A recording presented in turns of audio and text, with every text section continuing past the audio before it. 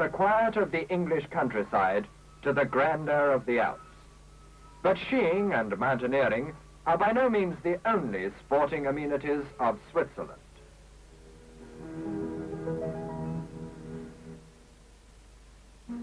To the beautiful city of Bern, quietly watched over by her handsome government buildings, come tourists from all over the world the year round. But in August, an atmosphere of excitement is apparent even in the fine thoroughfares of this ancient city.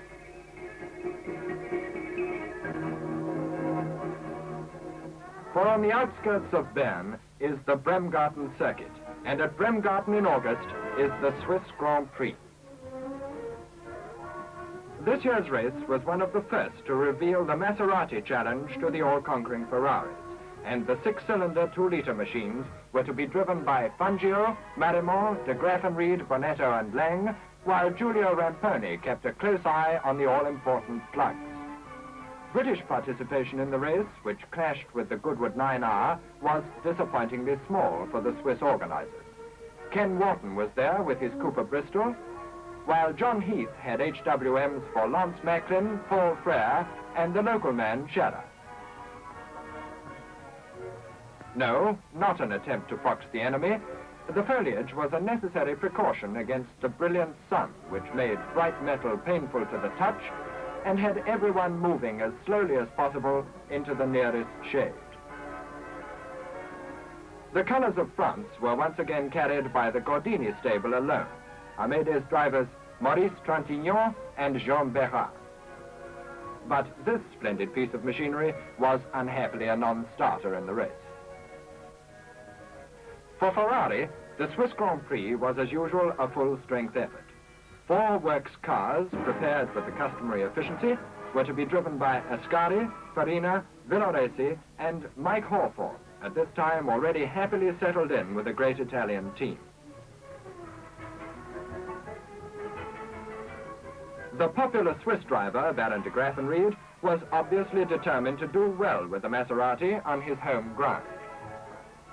And there had been much speculation on the potency of the new ASSG 6 Massa power unit. And as 0 hour approached for the 300-mile race, 19 cars were wheeled from the paddock to the starting grid. Veteran maestro Luigi Villoresi had but qualified for the 3rd rank on practice time. Farina looks happy, and apart from that, he was to be on the outside at the front rank.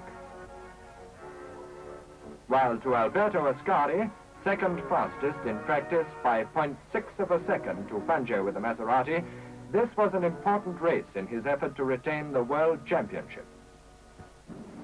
So to the crescendo of excitement and the fleeting, spine-tingling seconds before the start of a grande épreuve.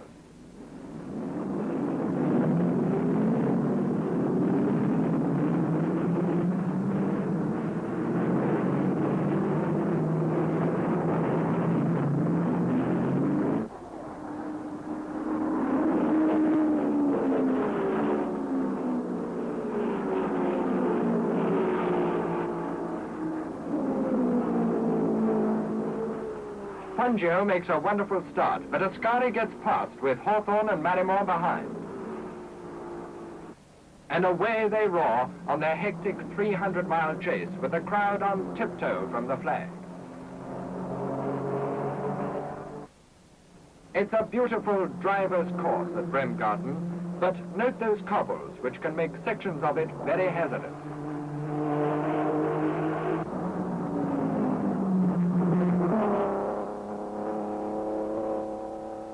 A true road circuit, this, twisting and swinging through the woods and past the quarry, with lap speeds climbing towards the 100 miles an hour mark.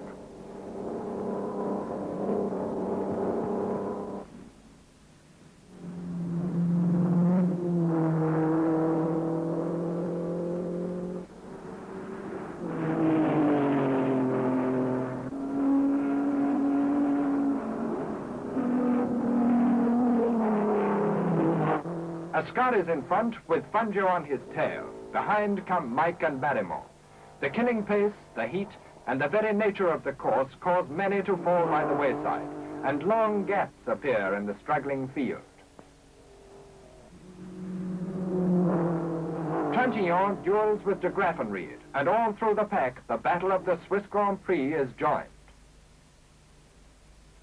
Here's the devil-may-care of racing on the continent. But at moments like this, one wonders if it's wise to stand too close.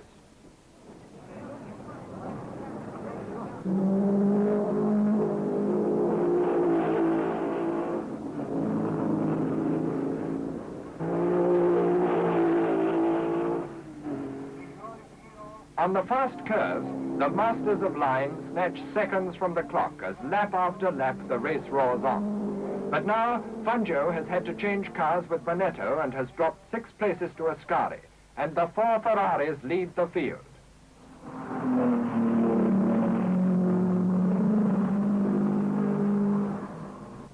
But at 20 laps, Villoresi drops back, and Marimon and Bonetto take his place.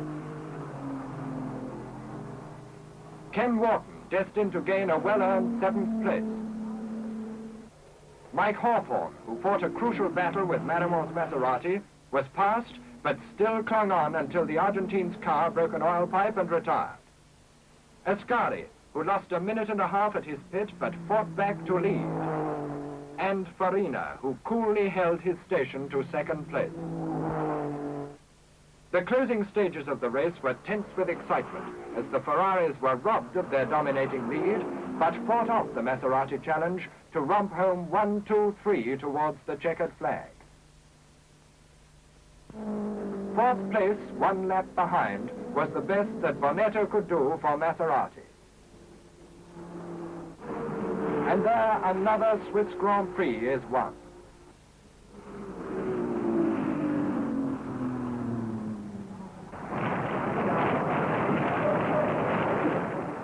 "294 miles at Bern at 97 miles an hour is thirsty work, but Ascari still looks remarkably fresh after his victory. And Villoresi is glad to get a weight off his mind. To Mike Hawthorne, all credit for a great drive, which not only gained him 3rd place for Ferrari, but taught him much of value for tomorrow. It increased his confidence, strengthened his position with the team, and proved, if proof were needed, that here is a driver of whom this country may be proud. And to Alberto Ascari, a further Grand Prix victory, a victory which was to confirm him champion of the world a 2nd time.